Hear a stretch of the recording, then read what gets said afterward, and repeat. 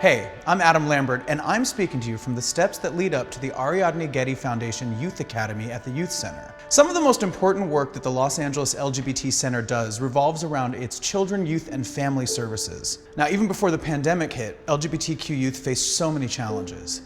COVID obviously made it much tougher to access these services. And just in case you didn't know, on any given day, there are more than 4,500 youth ages 24 and younger living on the streets of Los Angeles, mainly in Hollywood. A third of those are LGBTQ+. Why? Because that population is 120% more likely to experience homelessness than non-LGBTQ youth. But thankfully, the center has been and continues to be there for them. Some youth seeking a better life escape oppressive towns or their own families and land in LA without any resources, people they know, or places to live. Some who are already local may be thrown out of their homes by parents who can't deal with their youth wanting to lead authentic lives. Others might still be living at home but just need a connection to other youth like them, or to adults who can help them network and connect with the community. I'm so excited to be here today with all of you and talk about the center. I understand you were also a client here, correct? I would love to know more about your story. Okay. I came out here in hopes to pursue my dreams of music, acting, modeling, all that type of stuff. I'm thinking that it was gonna be click, click, click, click. The age-old story, it's the age-old story. That was not the case. Right. In some type of way, I ended up staying over on Venice. I was beach living. I was really, really homeless. Yeah.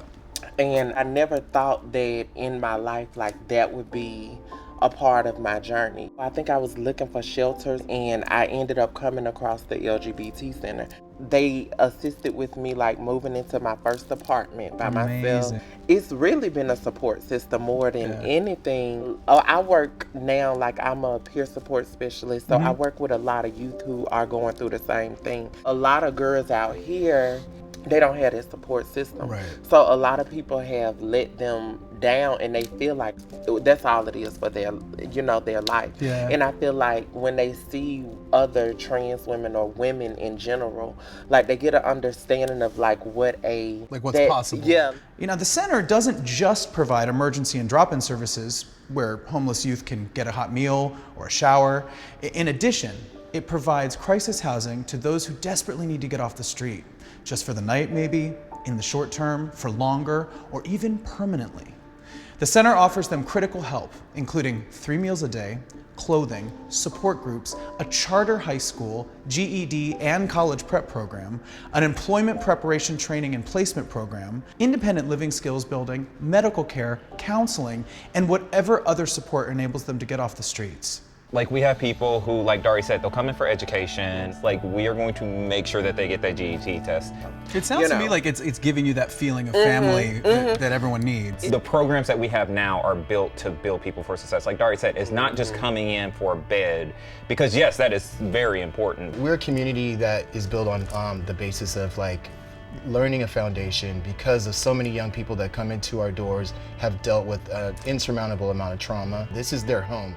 This is their family now. A lot of our youth come from all over the country, all over the world. This space allows people, I think, to unlearn a lot of things that you learn out in the world. It really is a judgment-free space. So, if you're listening and you're a youth who needs support, now you know where to turn. And if you want to be a part of the solution to the problems LGBTQ+ youth face, you now know where to donate. Right here.